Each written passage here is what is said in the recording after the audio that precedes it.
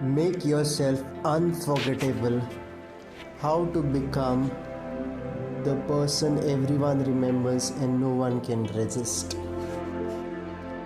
Dale Carnegie training. Confidence is knowing that you will succeed. If it does not happen today, it will happen tomorrow. If it does not come with this project, it will come with the next one. Confidence is knowing that you can acquire whatever skill and knowledge you do not yet possess. It is knowing that you are capable of working hard and tenaciously enough to go the distance, however far that may be. It is knowing that as much as you appreciate the cheerleaders in your life, you would keep going even if nobody believed in you, and sometimes nobody will believe in you. That's when confidence turns into real class. From Chapter 7, Class and Confidence. Have you ever considered your leadership qualities as class act? What is business? What is life? What lies in the center of these? Yes, people, you cannot build your business without interaction with other people. You don't build your life solely by yourself. You are not created to thrive alone in this world by the Creator. Then what should you do when you have to coexist with other people? How should you do? The answer is this: treat others as special beings as you are. Build yourself with positive qualities so that you can reach people and help people build those positive qualities as well. People will never forget you when you lead yourself with such unforgettable acts, thereby inspiring and leading them. This book is all about it. Make yourself unforgettable, and by doing so, making a positive impact to others. Here, those qualities that make yourself unforgettable are termed as the class act. They say some people have innate quality of class. I am sure you have met someone with that unique energy that made him or her truly unforgettable. Likewise, you probably have met someone with total absence of it that made you forget sooner or forever. It's not easy to define, but it's easy to detect both the presence and absence of it. You can just sit. What are the key qualities there? Let's go through some key qualities that will make you unforgettable in this book. A distinctive example of what class epitomizes. This book develops around 10 or so key qualities that start with famous episode of historical president election of John F. Kennedy versus Richard Nixon. Evidently, what lacked in Richard Nixon was class, whereas what John F. Kennedy epitomized was what class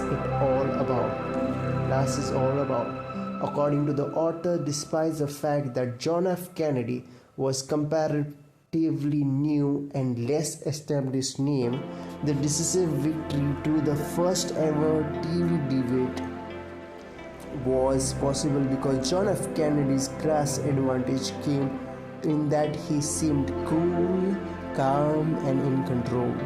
Nixon may have had the content, but Kennedy had the class. What have endured are images of relaxed and confident looking John F. Kennedy, clearly the class act. Despite that, Richard Nixon was much more experienced in government and much better known. Using this example, the author as a good introduction for what he will develop throughout the book, thereby describes people with class being first. The great communicator can clearly communicate who they are and what their vision is. They speak in terms of vision, which is not about what they have done or will do, but about what they can. Secondly, they are a great communicator. who puts that shared vision into simple words that everyone can understand. Thirdly, they want to help others become the best version of themselves. They are not driven to lead others but to serve them. They have the ability to create success for others. Just as Kennedy did, they paint a picture of how others can do it for themselves. Inspiration, not imitation. In today's business marketplace, being well qualified is not enough since this similar good qualification about. Everyone looks exactly the same. Nobody is able to say, I've got ideas that are really new and different. This is a problem in today's business world, but at the same time, it also applies and implies that anyone who values originality and knows how to put it to work is valued. You need inspiration, not imitation. Your power to create energy and excitement by what you say, how you look, and above all, what you do. Also, you have to remember that business leadership is based on two elements: vision and technical competence. Top people in the given industry always embody at least one of those two elements. Sometimes, but rarely, they embody both of them, like Steve Jobs. Leadership, vision, technical competences. Vision is the ability to see what other people don't and create, market, or innovate for that. Listening as the key communication skill. Listening effectively to others can be the most fundamental and powerful communication tool of all. As skilled listeners, you know how to adopt responses to the speaker and the situation. There are several different levels of listening, but in the end, the secret to effective listening is nothing more than basic respect for other people. You are listening, not judging. To the extent that you are not judgmental, people will be willing to talk candidly with you, remaining composed even when you feel your buttons are being pushed in powerful expression of real class. This is especially important when people communicate sometimes personal or painful. Respect is different from just feeling sorry for someone. It requires real understanding of others' feelings. Once this happens, the foundation has been laid for you to share your own point of view. Passionate principle ethics. High technology and revolution in communication has changed the game in the business world. It's much harder for an individual or a company to sustain a competitive advantage based simply on a product or a service, since technology enabled to clone or improve whatever is being offered. As a result, relationship and reputation are becoming much more important. Ethics is getting important in this regard. Over and above dollars and cents, ethics has a direct bearing on how you feel about yourself. You need to deserve to enjoy your success to the fullest. That can't happen if you know that you're cut corners along the way. The other quotes an old saying: if you don't stand for something, you will fall for anything. To be a class act, stand for yourself first of all. See yourself as a creation that you can't afford to risk. By doing that, you'll also see the passionate principles is grounded in positive self-interest. You won't be tempted into doing things for money or power because you know that you are already rich. Ethics is not just an issue of morality. It also has direct impact on profit and loss. Can anyone imagine bigger financial disasters than what happened to Enron and World.com? Hundreds of millions of dollars were lost, not just by the guilty parties, but also by investors and former employees. Act on principle. Invest in establishing a strong, passionate principle and unforgettable identity as a class act. Class and confidence. Why does confidence matter in class? People figure you know more about yourself than they do. So if you are down on yourself, they probably will be so. Why is confidence so important? Well, when you lack confidence in yourself, other people are likely to agree with you. But for the same reason, when you project an air of confidence and self assurance, they'll feel good about you. And always remember, other people want to feel good about you. They want to connect with you as a professional and perhaps also as a friend. Your job is just to make that as easy as possible. Confidence doesn't mean certainty that you are going to succeed. It means certainty that you'll do your best. Confidence is also the ability to recognize your limitation without becoming preoccupied by them. Grandiosity, on the other hand, is an unrealistic inflation of who you are and what you can do. Grandiose people ignore the possibility of anything but success. When setbacks occur, these people are taken by surprise and have a hard time recovering. The author suggests 5 key social skills that make you confident in class at first. About how you feel. The capacity to relax in a social or business setting is if you seem confident and composed. There are a good chance you'll encounter that same state of mind in every way. Second, the ability to listen. Third, confident interaction, empathy and genuine interest in experiences of other people. Fourth, rapport. When you feel empathy, you are more apt to build rapport. Build rapport by mirroring or matching the verbal behavior of other people. Also, appropriate eye contact is very important. Patience and purpose. Definition of patience. Patience is the ability to wait without experiencing anger, anxiety, or frustration. Since patience is entirely internal process, the author firstly suggests that you grasp the simple fact that when your ability to control external events is limited or non-existent, you must learn to control your inner response. Helen Keller said, "We could never learn to be brave and patient if there were only joy in the world." Helen Keller's life was not only joy, but she chose to see the absence of joy as the means for developing other capacities.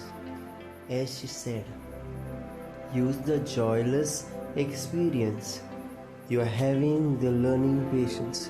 As a second point, the author emphasizes that you don't just endure it passively.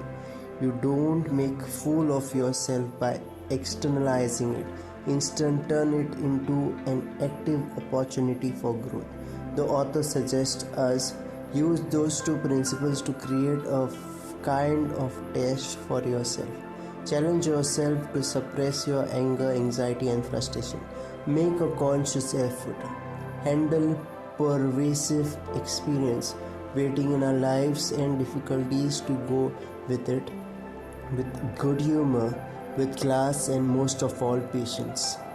Intelligence beyond intellect, importance of intuition. Here is one study result the author introduces.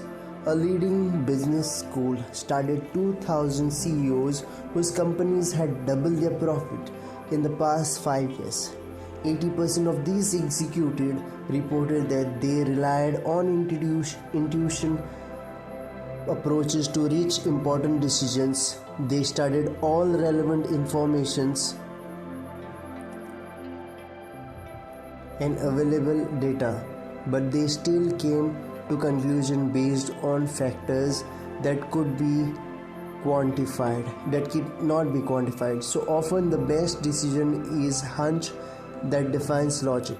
It's an inner feeling of flash of instinct that brings the optimal solution. Professionals who are both rational thinkers and highly intuitive decision makers do best in the real world.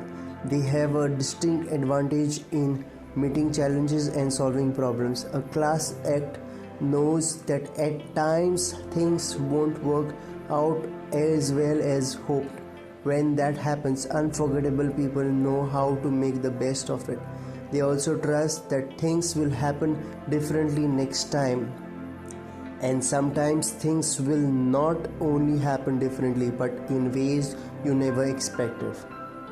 We all know the famous case of how DNA structures have been founded by James Watson and Francis Crick in 1960s, who won Nobel Prize. After hugely frustrating attempts, one night Crick had dreamed about a coiled snake, and it all changed the game for their study. After one crucial fact to understand, Crick would never have had that dream if he hadn't been thinking so hard about the problem. It was no coincidence that a dream about the structure of DNA came to him rather than someone else. He had paid his dues in terms of conscious thought. That is where the class aspect of this story reveals itself. Having the dream was not a class act, but becoming the person who would have it definitely was. By making such a sustained effort over such a long time, Crick's unconscious energy was mobilized. To develop this intelligence, that is intuition, the author suggests that we use a journal to capture ideas, observation, and perception. Write down the dreams, feelings, and hunches. If you have a business meeting tomorrow with people we haven't met, guess how they'll look and how they'll approach the business they've planned to conduct. Record flashes of insight and keep a record of decisions we make on the basis. Check back occasionally to see which of these hunches were correct. By keeping score, we'll be able to evaluate our accuracy and possibility to increase it. Making a conscious effort counts. Courage, the flip side of fear. Courage matters more than we think. Winston Churchill called courage the first of human qualities because it guarantees all the others. That's what we mean by courage of our convictions. If we lack the courage to hold on to our beliefs in the moment of their testing, not just when they are in accord with those of others, but also when they go against threatening opposition, then our beliefs mean nothing. The point is, courage is an energy that manifests in our everyday life by helping us control our fears.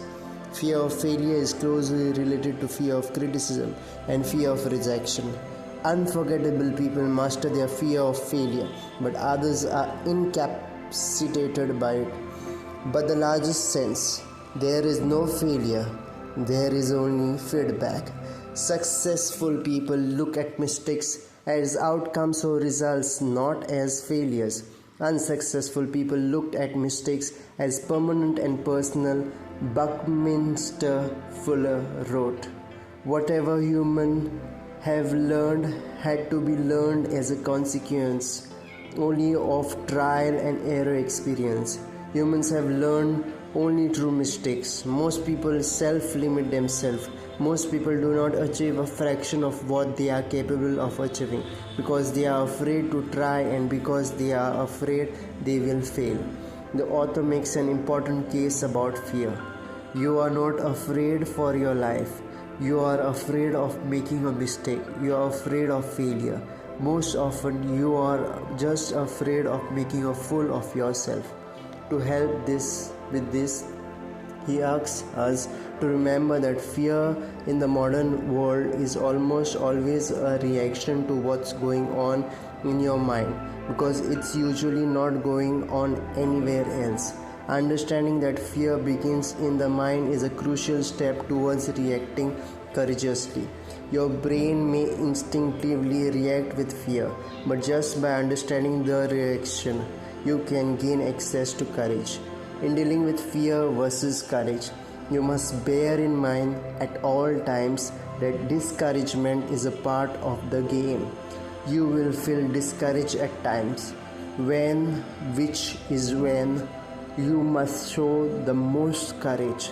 You need to remind yourself that discouragement will get you nowhere. It will only help drag you down even more. So be quick and get out of your system and choose encouragement. Encouragement can and must come from within. Tell yourself that you are capable of achieving great things. Tell yourself that you are smart. Tell yourself that you will achieve your goals because you are willing to put in necessary effort. Above all, tell yourself that you are a class act and an unforgettable person in the past, in the present, and in the future. Contemplation: 10 self development books in one. This can become your go to book in any adversity. In business and social situation, why is it that some people make such a positive impression? What behaviors actually imprint people on your memory to the point where they are unforgettable? While some other people you can't forget soon enough. What are the actual behaviors that define someone as confident class act? Are you one of the some people? Please say yes. Yes, we are. I do believe most leaders more or less have these positive qualities already. But as mentioned, being fallen into one of the same is not enough. The world changes in fast pace than ever, and being one of them doesn't leave a mark anywhere. That is, you are prone to be forgettable easily. This book is one of the 5 treasure books that I will carry forever. I read this book for many times, still very good, a reminder push. Aside from the most impressive parts mentioned as above, the other qualities are below: class in crisis, honesty with honor, empathy for everyone, stress management, resilience without regret, appreciation beyond comfort zone, money and class, don't worry, be classy, achievement, productivity, and beyond. You can start the book in sequence, but you can directly go into each separate subject at any time. In second reading, I feel that this book is actually a sum of a lot of other books under one unforgettable name: class. I would like to say the class act realized that in one such our life, be it is in personal or in business, is the culmination of our internal process. Of course, some are definitely innate for some people, but mostly it's an acknowledgement of these qualities and constant practice to make them there for most us. By the way, let me ask you a question here. Why do you bother to be a class act? Actually, the answer is closely related to the question of why do you bother to be a leader. Also, the question of why do you want to be an influencer. By now, you would probably know why being a class act matters to you. Leading doesn't come easily. Leading results from the example you show. It starts from one person, you, who had resilience, integrity, charisma, and willpower, and who never compromises to your good principle that you build patiently. The important point is that world benefits from your being a class act because it's contagious. Not everyone can be a class act because it's a very difficult internal process. So you become a valuable being to the world by shielding, lighting to the world by your example. I want to share 5 qualities I enjoyed most from this book and close my review with one remark. First, confidence. We all know what confidence is, but the author elaborates further on what true confidence is. Many people may believe that they are confident in whatever endeavors, but actually they may confuse confidence with grandiosity. Confidence does not mean certainty that you are going to succeed. it means certainty that you'll do your best. Confidence is also the ability to recognize your limitation without becoming preoccupied by them. Grandiosity, on the other hand, is an unrealistic inflation of who you are and what you can do. Grandiose people ignore the possibility of anything but success. When setbacks occur, these people are taken by surprise and have a hard time recovering from the truth about self confidence. In this sense, I believe confidence is faith with realistic and unpredictable outcome in mind. Many entrepreneurs who either want to start a new venture or stretch out their business into new area should always keep in mind that they shouldn't become grandiose in their venture. We've seen overconfidence Mascow's case from the book The Strategist. They probably was confident without real outcome in mind or was grandiose with just rose color future in mind. Building confidence is certainly an internal process, and personally I believe it's the most important quality in class act. All other class act qualities are only possible when you believe in oneself. It's faith in yourself and it leads to faith in all the other endeavors. Second, passionate principle. So the second principle is passionate principle, which says that I couldn't agree more with the author on today's changed world where high technology and revolutionized communication can produce copies or better ones easily. There's no certain or no secret anymore in this flat globalized world. What was possibly easy to hide in olden days is impossible in today's world, and since we know it's difficult to keep your principle and acting on your principle, we value it even more. It is your brand and your reputation. I said class act is contagious because it's very difficult for any person who doesn't acknowledge the virtue in it. Likewise, a lack of class act by one person does tremendous harm to many innocent people, especially when that one person is a leader. Why do you think the first female president of South Korea was impeached? Why are many smart people in the cabinet who even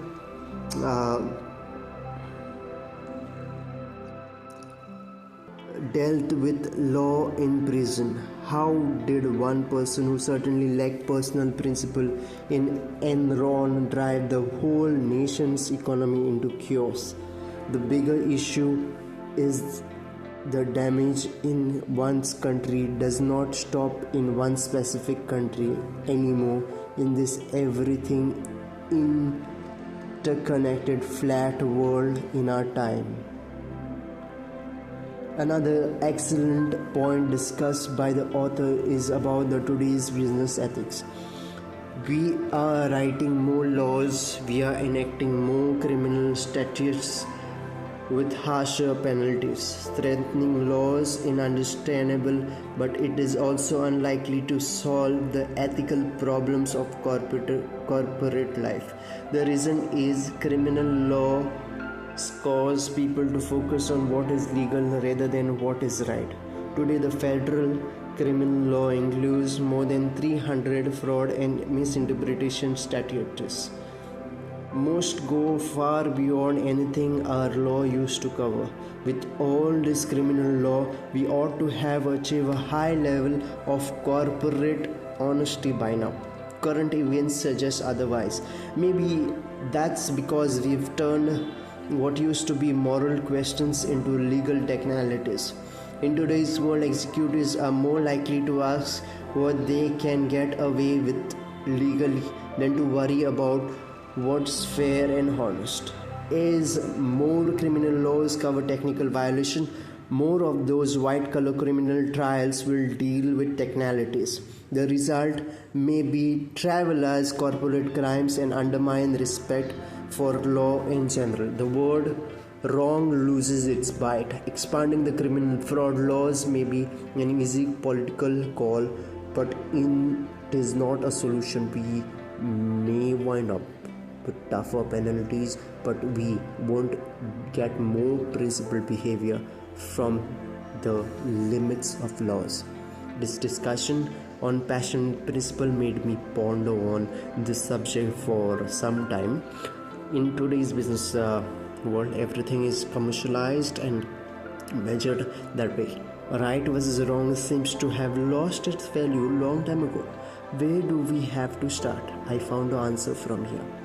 To be a class act, stand for yourself first of all. See yourself as a creation that you can't afford to risk. By doing that, you'll also see that passionate principle is grounded in positive self-interest. You won't be tempted into doing things for money or for power, because you know that you are already rich from what really matters. Compromise and greed that cause unethical behaviors come from scarcity mindset, that you are not enough, that is, we are not rich enough, not powerful enough, and so on. It's important to remember that as a leader, you are a creation who is precious enough for taking a risk. You are already rich. Third, resilience. In old times, companies worked to get better and they seldom worked to become different. They didn't need to rethink their essential reason for being.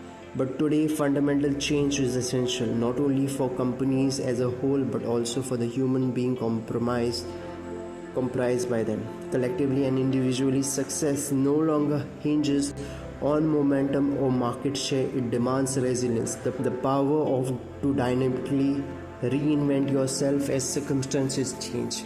In this sense, resilience is more than responding to one-time crisis or rebounding from a setback. It's about continually anticipating and adjusting to shifting trends. Does this sound familiar? I have covered this important aspect in my review. Okay. Class is the ability to find extra energy when it's needed. Further, class means finding even more extra energy from the reserves have been used up. You have a responsibility to maximize that capacity in your life every day. Harness your inner strength and rebound more quickly from a setback or a challenge, whether it's a job loss, an illness, a disaster, or the death of a loved one. Fourth, inspiration, not limitation or not imitation. It was very much shocked after I read this chapter and immediately felt thankful that I was lucky enough to grab this book. Everyone looks great on paper and in interviews, but everyone also looks exactly the same. Well, qualified talents abound, but they are more or less the same. This sounds grave, but how true this is? Who can shout out, I've got ideas that are really new and different? This reminded me of Peter Thiel's 0 to 1. You can easily copy to go from 1 to n, but it's not easy to go from 0 to 1 because it involves creation from nothing. How original are you? How are you different in positive aspect? The reason why we cannot answer easily to these questions explain both the importance and difficulty of achieving them. The author suggests to become a person who values originality and knows how to put it to work. By focusing on what you'll do right instead of what you won't do right, you will instantly set yourself apart from the crowd.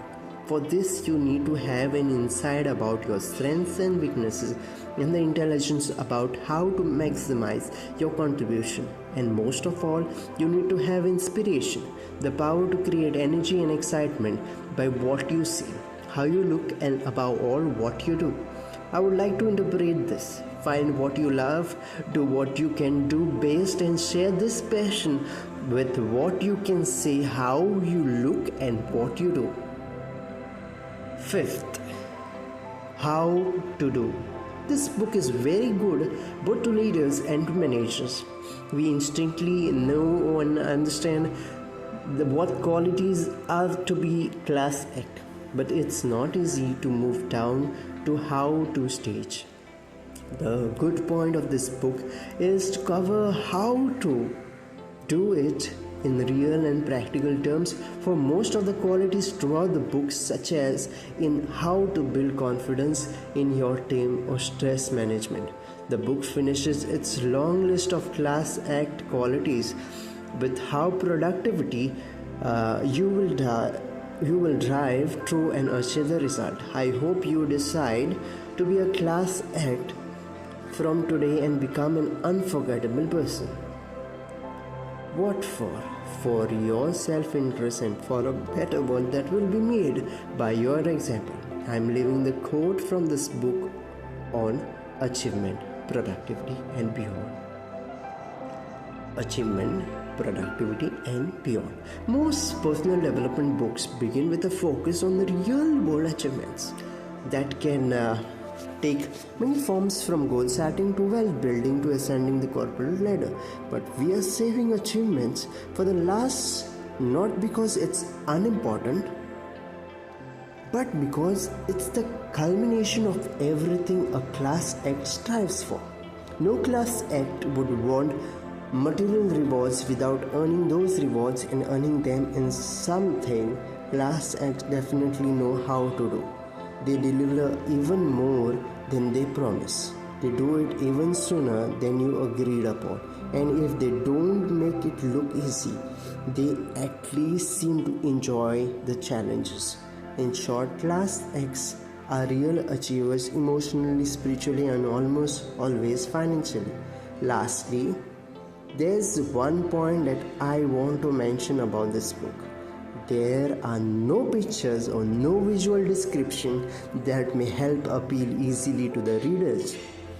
A little bit of humor or picture will help the readers enjoy more to the unforgettable journey to a class act with this book.